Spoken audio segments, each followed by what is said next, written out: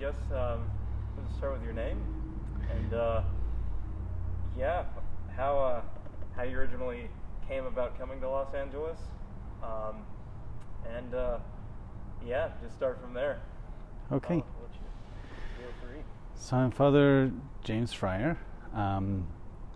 In 2013, 2012, I was asked by Father Flood at the time to come to Los Angeles, but things were figuring out at that time, so it didn't actually come until 2014.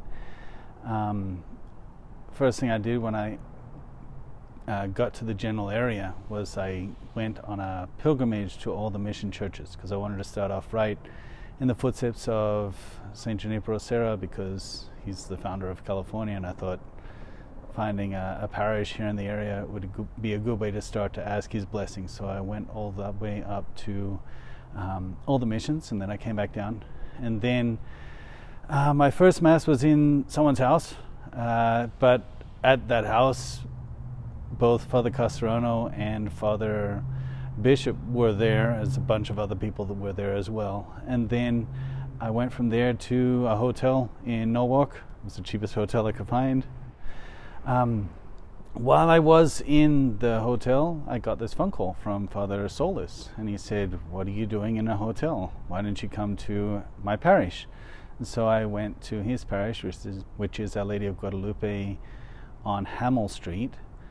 And he welcomed me, very welcoming, and he said, I don't think it's good if you do the Mass in the church proper, because we have all these other Masses going on, but we have this little chapel, which is a chapel, what they call a chapel of ease, which was up on the hill, and the people up on the hill had built it in the 40s, 30s, something like that, because they wanted to not have to come all the way down to the church down the hill. And it had only been used like 2 or 3 times. It looks like a house, very humble place. But he said, no one else is using this. You can use it as much as you want for saying Mass, and you could have your catechism here and so on. So that's where we started. My name is Mark Quinto. I am for now the head MC for the fraternity here, the apostolate here in Los Angeles. I was first involved with the TLM during the Summorum Pontificum in 2007 when I was 18. And before the fraternity came, of course, we would hop from church to church. And we'd have Mass at other parishes. So I was elated when they finally came in 2014, the summer of 2014. And we started in humble beginnings, Bethlehem, East LA, literally in a manger in the chapel in the hills of East LA, where you could smell the goats and the chickens and the rabbits, the dogs, the feisty dogs of East LA. And so Father would offer Mass in the humble abode of San Felipe Chapel, and one time I was there, and it was just him offering the Mass, an old abuelita in the back listening to the Mass, and it was, I knew this was home, when Father came to San Felipe. So these are just some of the memories. We found out the fraternity was sending us this Father Fryer, and he got here, and I missed the first couple of Masses because I didn't know where he was, and found out about this little church on a hill in East LA with feral chihuahuas and a rooster down below the church, and an ice cream truck that would always come around at the time of the elevation for the evening Mass, and started going to Masses in East LA. I explained it to Father Fryer. San Felipe brings back a memory which I didn't have because I'm not old enough. This goes back to the time of Joseph and Mary. And somebody was going to have a baby, but there was no room at the inn. And so they was told, there's no room at the inn, but I have a place for you. Well, San Felipe Chapel is like that same story for me.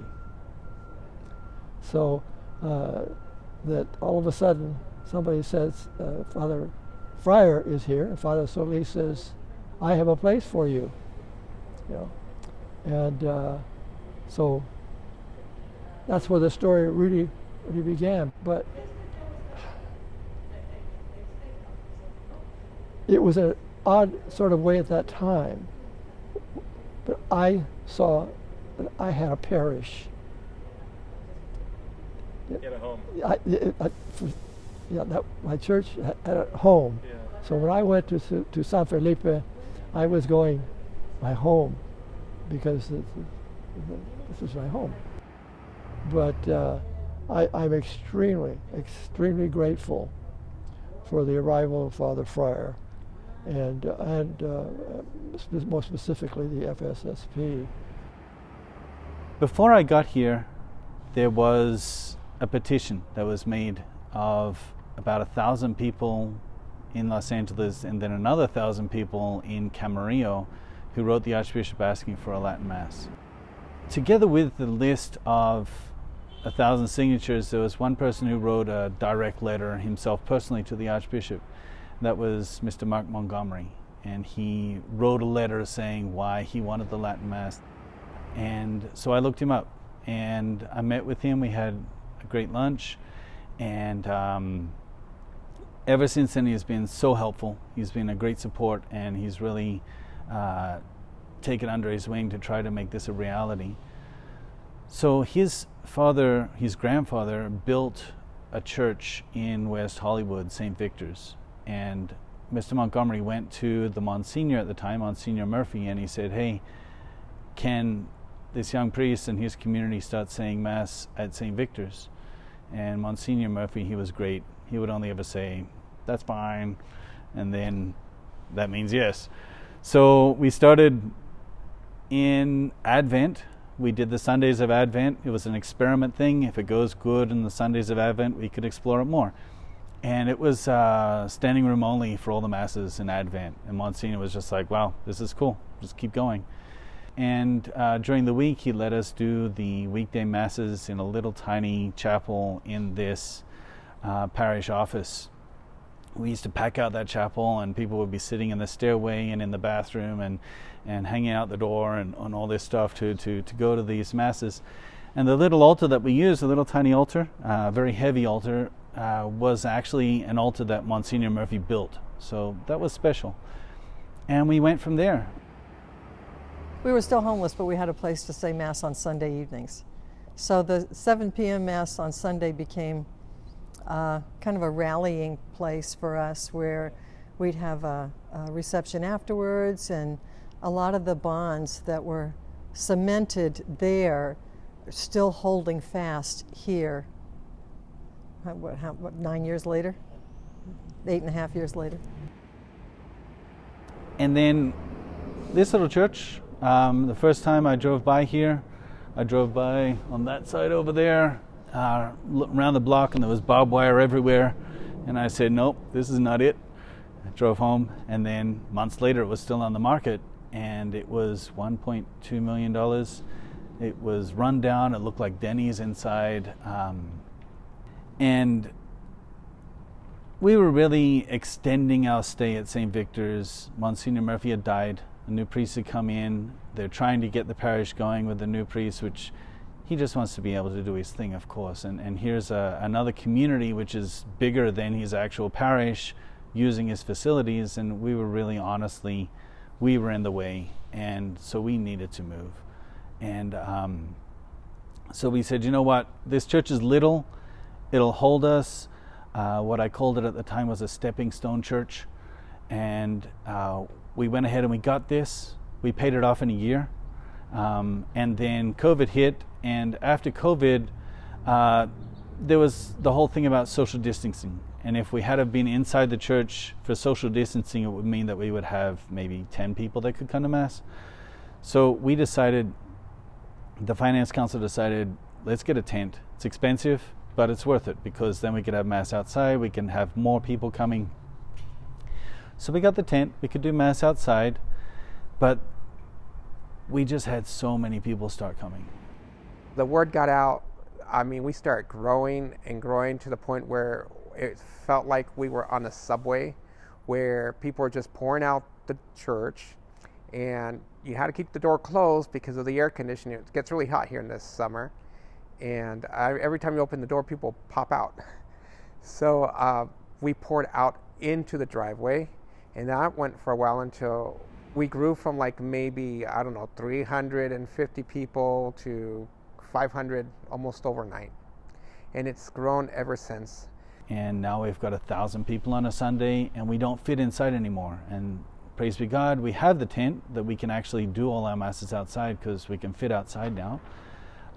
And here we are. We are looking forward to trying to get a bigger church and trying to get somewhere that can be a permanent home where we can just continue to grow. My name is Daniel. Should I be looking at you at the camera? You okay, right? I think that okay. Yeah, no Okay. worries. My name is Daniel Parra. I've been going to St. Vitus for 2.5 years now. I found St. Vitus, or more so, I was shown St. Vitus through one of my best friends, Luke, and his girlfriend, now wife, was one that showed him St. Vitus. And when I first came here, I did not know what was going on because, well, I was not used to TLM. I was Nova Sordo my whole life. But prior to St. Vitus, it felt like there was always something more. I wanted more. I don't know what it was, but I wanted more. And coming to St. Vitus, like, this fulfilled that, this love for God in a way of reverence, a way of like people truly recognizing like God is present right there in the tabernacle and dressing appropriately and living this lifestyle that I want to live, which is, you know, really trying to get to heaven and taking the faith seriously. How's it been trying to combine such a high liturgy in a tent? How does that? How do you feel about that? How's it been? Yeah. Yeah. Yeah, that's funny. I've been blessed. My previous parish, St. Kateri, was a very nice parish. I was like, this is awesome, and to come here to a tent, not ideal, but I stay here for so many more better reasons that the tent doesn't really matter. It's the mass, it's the priest, it's the people, it's the music, it's the big families. Like, there's just everything that just kind of, it's whatever. The tent, if anything, it's almost a blessing too, where it's like you can offer it up, like, Lord, it's freezing out here, or it's super windy, or like it's pouring rain, which then makes the carpet wet, and then your knees get wet, and the kneelers aren't that great, but there's more to offer up. It's just how you look at it. What's it been like trying to be a pastor in a tent like this, and really in all these situations, I guess, just trying to really live like a missionary in this place. So, yeah, what's that been like? How's that been? Well, it's interesting. Like, starting a parish, you're really a founder, and the people that are coming, they're really founders. And we think of Saint Junipero Serra coming to this country. I mean, he would have had to whack down the weeds to be able to walk. He would have had no running water. He would have had no electricity, of course. He had to rough it out, and it's kind of weird because we are surrounded by an entire city and first world culture, and yet we still have to rough it out in a primitive way to be able to get this foundation happening. But it's the sacrifices of our simple community here that is laying down the groundwork for future generations, that they can get grace over our sacrifice. So in a way it's a blessing, in a way it's tough, but the beautiful thing is that everybody's happy. They love it. They love the tent. They tell people, hey, you got to come to this church. It's very humble. It's an outside tent, but they have a really beautiful mass. Word spreads. And people have told me that when we do get a future church, they're going to miss this place. Yeah. That's exactly what I was going to ask. Are you going to miss it at all, do you think? No.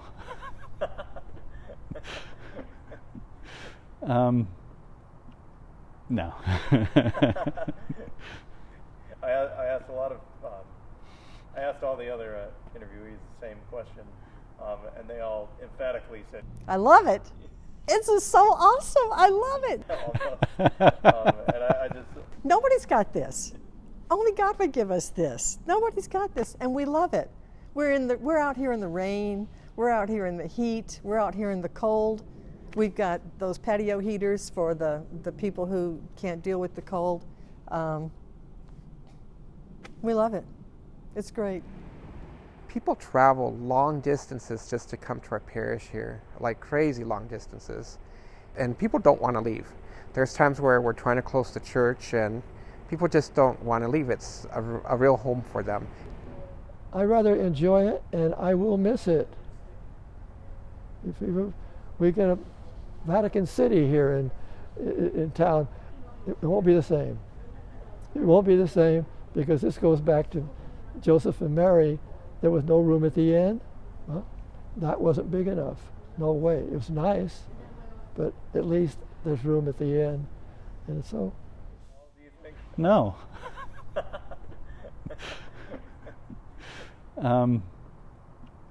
No. If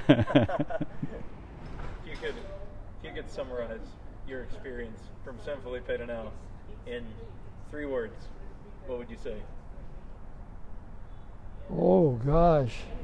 Oh, mercy, blessed, and treasure, truly a treasure here in the Archdiocese of Los Angeles. Beautiful. I love this parish. I love all the people that attend this parish. And it's really nice to see the new people that come to this parish and over time how they start to embrace the Latin Mass and they really make it their own. Most simplest word would be home. Like this is home. I don't want to be anywhere else other than heaven. So, yeah. Heaven sent. It's heaven sent. Because all comes from there. It's a wonderful world, Jacob, if you want it to be. And my world is when I go to Mass. And I can just keep smiling.